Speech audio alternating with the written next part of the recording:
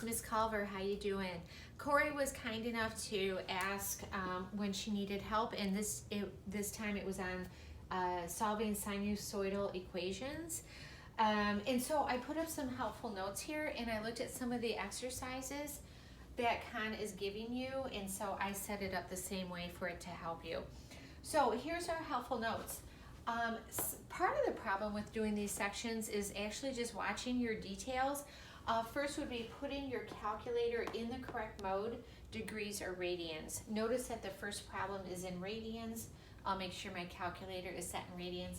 Notice the second problem is in degrees. I will make sure to set my calculator in degrees. Okay.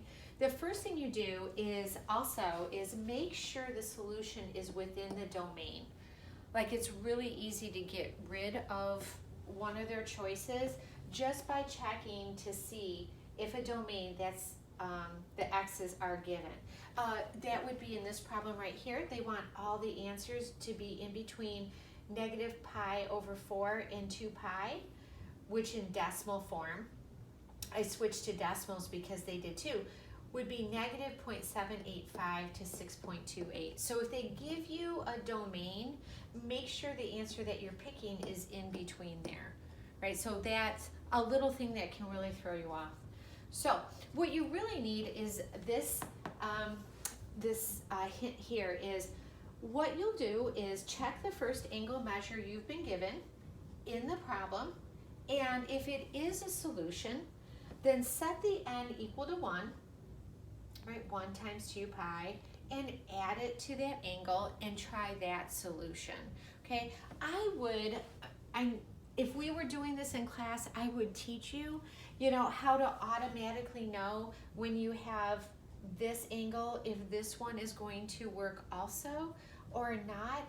But the explanation is really just best when we're in class and talking to each other. So the approach that I'm taking here is substitution, is actually trying it. Okay, again, if we were together, I would tell you that if there's a 6 here, that normally cosine repeats every 360, but because of the 6 on the angle, it actually may repeat every 60 instead, 360 divided by 6.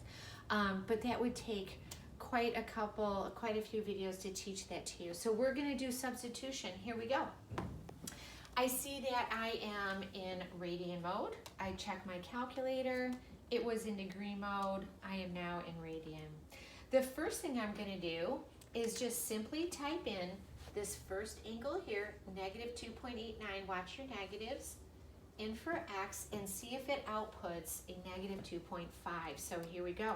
Sine of a negative 2.89. There we go. Is a negative 0.248.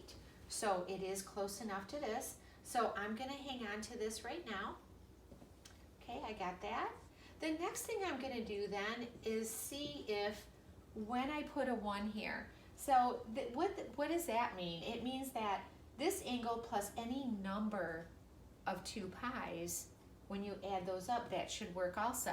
So I'm just going to pick a number. I'll start with 1. I'm just going to add 1 to pi and see if that works.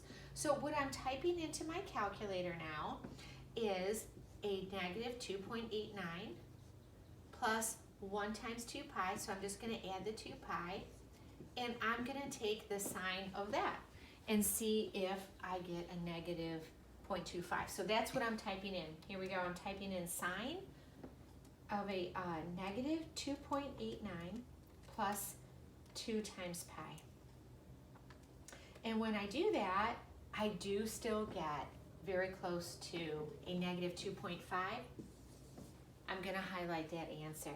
I know this seems tedious, but later on it's kind of nice just to overwrite in your calculator.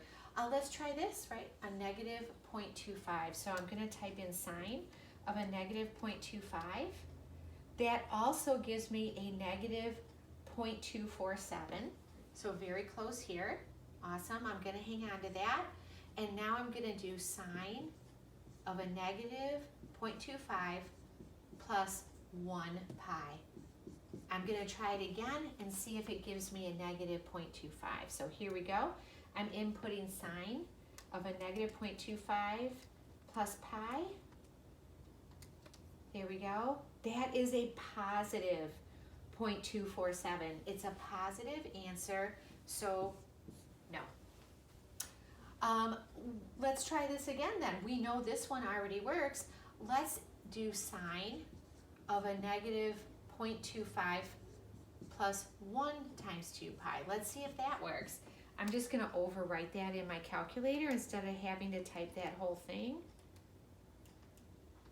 There we go. Does that work? It sure does.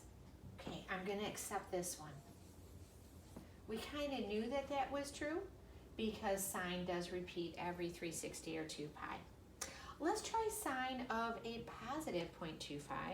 Sine 0.25.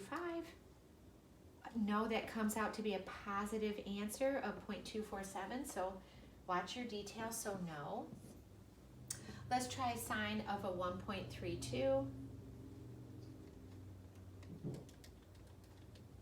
There we go. Nope, not even close, 0.968. There we go. And let's try F. I'm going to do sine of a 2.89. There we go. Nope, that comes out positive also, so no. Now you may think, okay, the answers are A and C. The answers are not A and C. Let's take a really close look here. We were allowed to answer in between a negative 0.785 and a 6.28. Look at that. I shouldn't have even tried that one. This is a negative 2.89 and it's less than a negative 0.785, so it's not even in between these two numbers. I guess I should have saw that first. There we go. So the only answer is C. On these problems, there can be more than one answer though, but here there's only one. Let's go over here. A little bit more complicated, but we're just going to be putting this in a calculator. We're just going to do what we did before, using a lot of overwriting also. 5 cosine of 6x, the plus 6 is on the outside. Let's see if that equals 9. Oh, we're in degrees. Checking my mode. I'm going to switch to degree mode. There we go. Did I actually switch? I did. Here we go. 5 cosine. I'm going to do 6 times negative 0.8, negative 8.86. So 6 times a negative 8.86. I'm going to close that off. I'm going to add a 6. That is 8.997. So right now that's working. Now I'm going to put a 1 right here. Okay, so I'm going to now put in, for this x right here, a negative 8.86 plus 160 degrees. There we go. I'm going to put that in for x right there. Here we go. So I could overwrite or retype. 5 times cosine, and that would be 6 times. I'm going to put that in parentheses to multiply this whole angle. So the details can really kind of mess you up. Like you may know what you're doing and then the little details get to you. I multiplied 6 by this whole angle, and I'm going to put a plus 6 on the outside. That also worked. That is really close to 9. I'm going to take that answer. Let's try putting in negative 3.54 for x. 5 cosine, 6 times negative 3.54. Close that off, plus 6. Nope, that's 10.66. We can just knock that off our list. Let's try putting in a 3.54 for x. I'm just going to overwrite that. That'll be nice and easy by taking the negative out. There we go. Nope, 10.66. Kind of nice. Don't even need to check it more. Let's try a positive 8.86. So 5 cosine 6 times a positive 8.86 and plus 6. That is very close to 9. So I'm going to also try 8.86 plus 60 degrees. Again, being really careful, making sure to multiply this by 6. There we go, the whole thing. So 5 cosine, and that's 6 times, notice this one's easy for me. That's 68.86 when I add them up. Close that off, put a plus 6. That one works also. Excellent. We're going to keep that. Let's put in 53.13 degrees here. So 5 cosine, 6 times 53.13 plus 6, 9.7. Nope, that didn't work. Now, what is this? Right, I'm used to seeing degrees in front of that. It really is 0 plus n times 60, right? So we don't actually need 0. So I'm just gonna pop a 1 right in here. It's telling me to try 60 degrees.